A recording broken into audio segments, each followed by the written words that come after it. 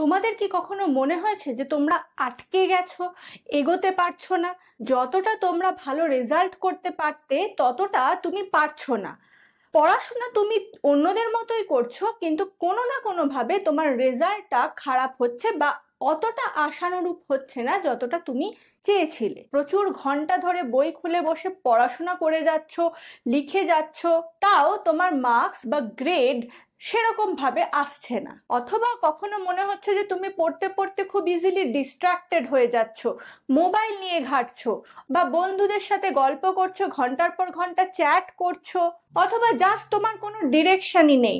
তুমি পড়াশোনা করছো ঠিকই, তুমি স্কুলে হয়তো পাশ করবে, তুমি ক্লাস 8-এ পড়ছো, 8 পাশ করবে, 9, 10, 11, 12 অথবা কলেজে, অথচ তোমার কোনো ফিউচার গোল নেই। মানে তুমি ঠিক কেন পড়াশোনাটা করছো, এই পড়াশোনাটা করে তুমি জীবনে কি করতে চাইছো সেরকম ক্লিয়ার ডিরেকশন তোমার জানা নেই। তো এরকম অনেক সমস্যাই হতে পারে যেটা একটা স্টুডেন্ট প্রতিদিন তার জীবনে ফেস করে। আর আজকে আমরা এই ভিডিওর মাধ্যমে জানবো যে তোমরা কিভাবে এইগুলোকে ওভারকাম করতে পারো এবং নিজের বেস্টটা নিজের পড়াশোনায় দিতে পারো।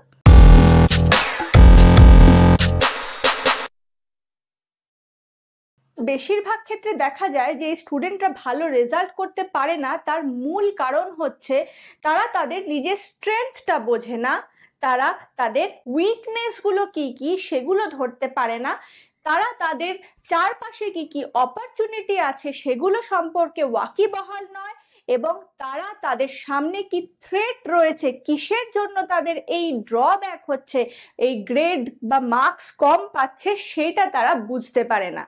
আর আমরা আজকে এই ভিডিওতে এই জিনিসটা নিয়েই আলোচনা করব। এটাকে বলে SWOT অ্যানালাইসিস, SWOT।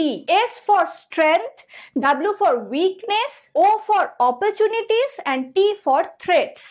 এই SWOT অ্যানালাইসিস বিভিন্ন কোম্পানিতে বিশ্বব্যাপী ইউজ করা হয় নিজেদের এমপ্লয়ীদের স্ট্রেংথ, উইকনেস, অপরচুনিটি আর স্ট্রেংথ বোঝানোর জন্য। শুধুমাত্র বড় কোম্পানিজ বা কিছু মানুষজন যে এটা ইউজ করতে পারবে তা কিন্তু নয়, স্টুডেন্টরাও নিজেদের জীবনে এটা ইউজ করে, এই টেকনিকটা ইউজ করে কিন্তু ভালো রেজাল্ট করতে পারে। তোমরা একটা বক্স বানাও যেখানে 4টে কলাম আছে, সেখানে তুমি তোমার স্ট্রেংথ, তোমার উইকনেস, তোমার অপরচুনিটি এবং তোমার স্ট্রেংথ গুলোকে ডিটেক্ট করো। তাহলে চলো প্রথমে এবার তোমার স্ট্রেংথ নিয়ে আলোচনা করি।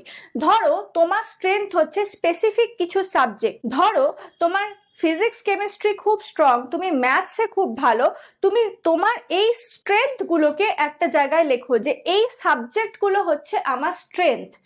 ঠিক অপর দিকে তোমার উইকনেসের ক্ষেত্রে লেখো যে তোমার ধরো ইতিহাস পড়তে ভালো লাগে না, ইতিহাস হয়তো তোমার উইকনেস, ইতিহাসের সাল নাম তুমি হয়তো মুখস্থ করে মনে রাখতে পারছো না, তো তুমি ইতিহাসটা তোমার উইকনেসের মধ্যে রাখো। এবার তুমি তোমার অপরচুনিটি গুলোকে দেখো। ফিজিক্স, কেমিস্ট্রি বা ম্যাথস বা বায়োলজি, এই সাবজেক্টগুলো নিয়ে ফিউচারে পড়াশোনা করে তুমি কি কি জায়গায় যেতে পারবে, তোমার কি কি দরজা খোলা, সেগুলো নিয়ে দেখো, সেগুলো তুমি জট ডাউন করো, এই অপরচুনিটির জায়গায় লেখো। তারপর তুমি অনেক সময় পাবে সেগুলো নিয়েও অ্যানালাইসিস করা যে অ্যাকচুয়ালি তুমি কোন স্ট্রিমে যেতে চাও বা কোন জায়গায়, কোন ফিল্ডে তুমি পড়াশোনা করতে চাও। নেক্সট তোমার থ্রেট। ধরো তোমার সামনে এখন সব থেকে বড় থ্রেট হচ্ছে তোমার মোবাইল, যেটা তোমাকে ডিস্ট্রাক্টেড করছে, যেটাতে তুমি কনস্ট্যান্ট রিলস দেখে যাচ্ছ, যার জন্য তোমার টাইম অনেক নষ্ট হচ্ছে এবং তুমি সেটা রিয়েলাইজও করতে পারছো যে এটা আমার জন্য ক্ষতিকারক, আমার এটাতে লাভ হচ্ছে না, উল্টে ক্ষতি হচ্ছে। তাই তুমি সেই মোবাইল ফোনটাকে তোমার থ্রেটের মধ্যে রাখছো। এই থ্রেটটা অনেক কিছুই হতে পারে। ধরো তোমার বন্ধুদের সাথে বেড়ানো, কথা বলা, গল্প করা, বা তো কোনো টিভি সিরিজের অ্যাডিকশন হওয়া, বারবার তোমার মনে হচ্ছে ওই সময়টা জুড়ে তুমি টিভি সিরিজটা দেখো। তো ইট ক্যান বি এনিথিং। তো তুমি সেইটাকে তোমার থ্রেটের জায়গাতে রাখছো। এবারে তুমি এই চার্টটাকে ভালো করে অ্যানালাইসিস করবে। তোমার যে স্ট্রেংথের সেকশন, সেটা যেন তোমার স্ট্রেংথ থাকে, তার জন্য সেই সাবজেক্টগুলোকে তোমাকে ভালো করে রেগুলার পড়াশোনা করতে হবে। এমন নয় যে তুমি স্ট্রেংথ ওটা বলে তুমি ওটাকে কম পড়লে, তাহলে কি হবে, তোমার ওভারঅল গ্রেডটা ডিগ্রেড করে যাবে, তাই না? নাম্বারটা তুমি পাবে না। তো এটা তোমার স্ট্রেংথ, মানে তোমাকে দেখতে হবে যাতে এই সাবজেক্টগুলো তোমাকে কেউ বিট করতে না পারে। তুমি যেন ভালো করে এই সাবজেক্টগুলোতে ফোকাস করে পড়াশোনা 100% করতে পারো। এবার আসা যাক উইকনেসে। উইকনেসে তুমি কি দেখবে যে এটা আমার উইকনেস, আমি মনে রাখতে পারছি না, এবার এটাকে আমাকে 100% পেতে হবে না, এটাতে আমাকে 80% পেতে হবে বা 60% পেতে হবে, যেটা তুমি অ্যাচিভ করতে চাও।